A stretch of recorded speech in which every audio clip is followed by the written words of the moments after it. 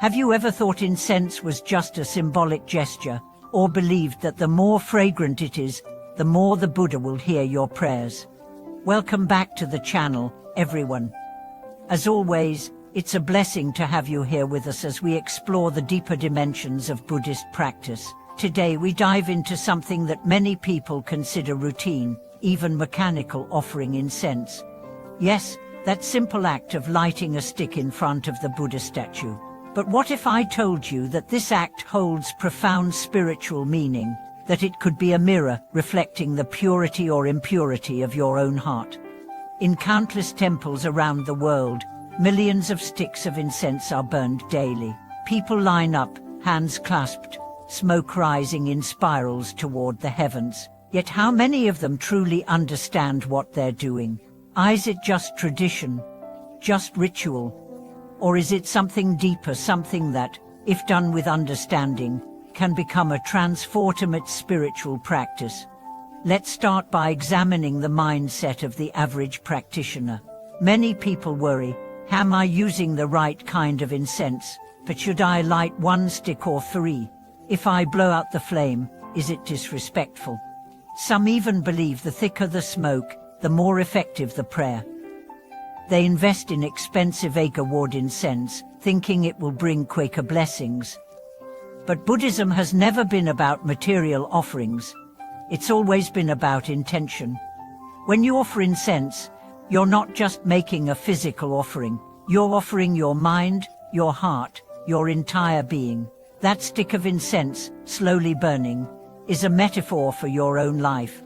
It reminds you that life is fleeting, that time is limited, that you too are burning away moment by moment. So the real question is, how are you burning? I remember an elder from my childhood who would rise before dawn every morning. He'd wash his hands, change into clean clothes, and light a single stick of incense in front of a small home altar.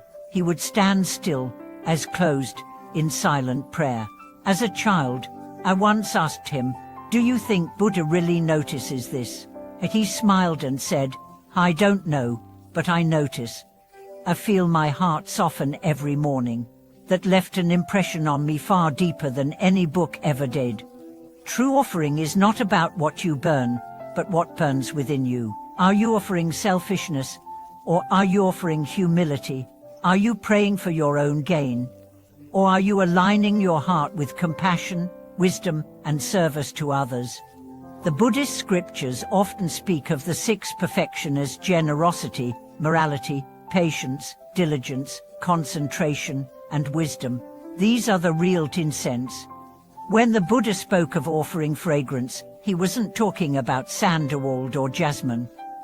He was talking about offering your discipline, your understanding, your love.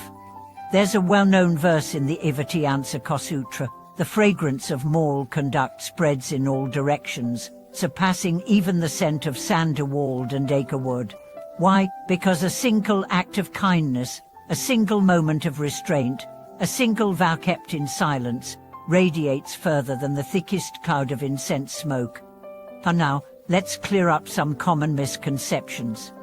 First, does it matter what kind of incense you use? From a spiritual perspective, yes, natural incense made from herbs, resins, and woods is always better than chemically manufactured sticks. Not because the Buddha prefers it, but because it respects the sanctity of the space, your own health, and the purity of intention. Synthetic fragrances pollute both the body and the atmosphere of the shrine room. Think about it. Would you serve fast food at a sacred feast? The quality of what you offer reflects the quality of your respect. Second, how many sticks should you light? 1, 3. The answer is whatever number you light, do it with awareness. 1 stick can symbolize single-minded focus. 3 sticks can represent the triple gem Buddha, Dharma, Sangha. But without sincerity, even 100 sticks are meaningless. With sincerity, even a single breath can become incense. Third, what about blowing out the flame? Is it really disrespectful?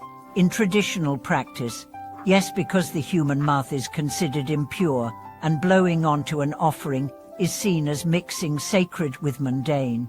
Instead, wave your hand or use a fan to extinguish the flame. But again, it's not the act, it's the awareness behind it. Fourth, what do you do with the ashes? Many people casually dump them into the trash, but those ashes carry the memory of your prayer, the energy of your intention. They deserve respect. Traditionally, they're scattered in gardens, beneath trees, or in flowing rivers, returned to the earth with mindfulness. Every aspect of incense offering can become a ritual of mindfulness, a practice of reverence, a moment of awakening. From selecting the incense to lighting it, from watching the smoke rise to offering the final bow, each part is an invitation to come back to yourself, to your heart, to your path. Let's look at one more story. A woman in Taiwan, struggling with depression, began lighting a single stick of incense each morning, not to pray, but to ground herself. She would whisper a prayer, "May I find clarity today." Over months, the act became a spiritual anchor. The incense didn't change her life, but it changed her relationship to life. That's what practice is supposed to do. And now I want to invite you to reflect. The next time you light incense, don't rush. Don't do it out of habit. Pause, bow your head, watch the flame, feel your breath. Let your mind settle. Ask yourself, what am I truly offering today? If it's anger, see it. If it's gratitude, nourish it. If it's confusion, let it rise in the smoke and dissipate into space. Incense is not about manipulating the divine. It's not a transaction. It's a transformation. It reminds us that life is short, that time is precious, that we are always burning moment by moment, and the only question is, are we burning with love or with ignorance? The true fragrance of your life is not what you light, but how you live. So let your life be incense. Let your words be fragrant. Let your actions scent the world with compassion. That is the offering that all Buddhas receive. And now, I turn to you. What does incense mean to you? Have you ever experienced a moment of transformation during what seemed like a simple act of devotion? Share your stories in the comments. Subscribe to this channel, give us a thumbs up if this resonated with you, and help spread this message of conscious living. Thank you for watching this video. See you next time.